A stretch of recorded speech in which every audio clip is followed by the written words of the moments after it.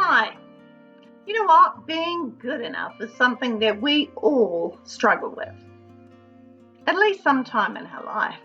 And I'm hoping that if you realize that everybody else struggles with feeling good enough, then that'll be just a little encouragement for you. Well, I hope it will be anyway, because we do. We all struggle with it. You're not on your own. For some of us, it is a lifetime struggle. Actually, for a lot of us. And the emotion behind the feeling can at times be quite overwhelming. The bar can be constantly too high. We may have fallen way behind or feel we have done too much damage to be reconciled. We may feel that we don't measure up, we can't shut up, we keep stuffing up.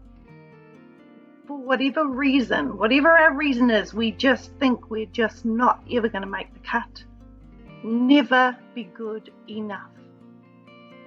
We may even be confused about what it is that makes us, you, me, good enough. Tracking through life for us all is very similar for each of us. We must grow up, get a job, pay off the university debt, buy a house, get married, have a nice family, be great parents, raise great kids who do the same all over again. They must contribute to society and make our lineage look marvellous. Is that how it goes? And you know what? That's not all necessarily bad. But the question is that what makes us good enough? No, it's not the answer. And we often hopelessly strive to be good enough for our peers, no matter what age we are. Our families and our workmates, doing whatever pleases them or what they value. Sometimes even to the point of doing dumb stuff. You know what? We've all done that. I myself have struggled all my life with feeling not good enough. I didn't do the years of university to get that piece of paper which would get me the great job and the higher income. I didn't feel good enough to even go to university. But even if I did, even if I had of, I don't know that it would have changed anything about how I felt, you know?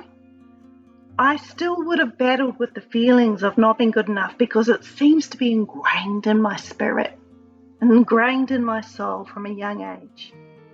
And the thing is, I know people, many people, and I'm sure you do too, who have got 1 degree or even more than 1 degree and a degree of insecurity. They don't feel good enough. No matter how smart they are, they don't feel good enough. So, if having all these degrees, which can not only get you the jobs that you want, the income which then buys you the houses and everything that you want in life, does not make you good enough, what is going to settle the score and confirm for all time that you're good enough? What's going to do it? You see, not one of us will ever measure up, and we're all the same. Not one of us is better than another. In the beginning, God created all things, and in a lot of ways, He created us all equal. He created the universe. He said it was good. He created human beings. I think in some translations, He said it's very good. He said we were very good. His creation of us was very good. But way back then, we know when it was created, it was very good, but not so good now. There's a lot of deterioration and wickedness going on. Things are just not the same. The one and only who is truly good now is God. There is not one evil thing in Him. You see, God is the same as He's always been. He has not changed. Sin has not changed Him. There is no decay going on in God. Sin has not changed Him. And I'm sure you'll agree with me that this world is decaying with evil on a daily basis. and it's frightening to watch.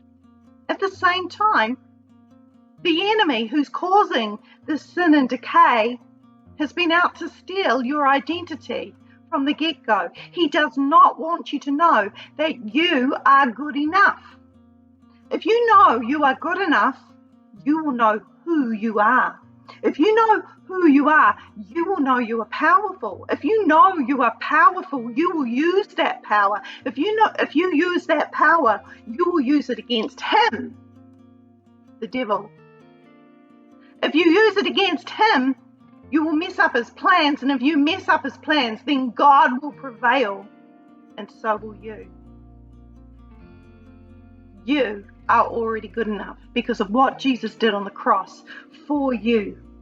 You are already good enough because you are a child of God.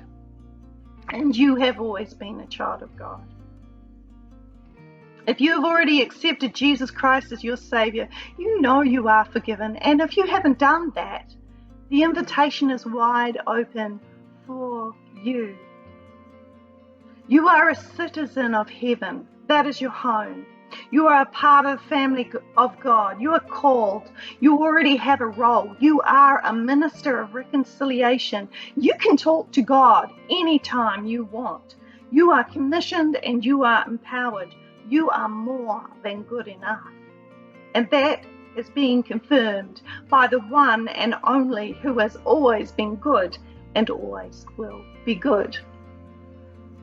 John 1:12 says, "But those who embraced him and took hold of his name were given authority to become the children of God." Nothing has changed. God is still the faithful, loving, good God that he has always been. He still sees us as he always has, and he still calls us his own. He sent us his son to confirm we are good enough.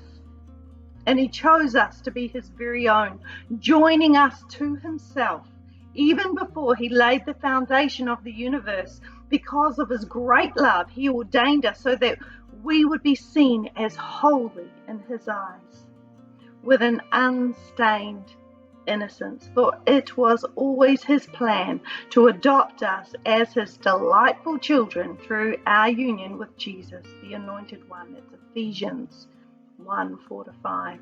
So do not let the enemy tell you that you are not good enough. That is a lie. You are a child of God. There has and there will never be anything that will change your status. You are good enough. You are good enough. And that has been confirmed by God himself.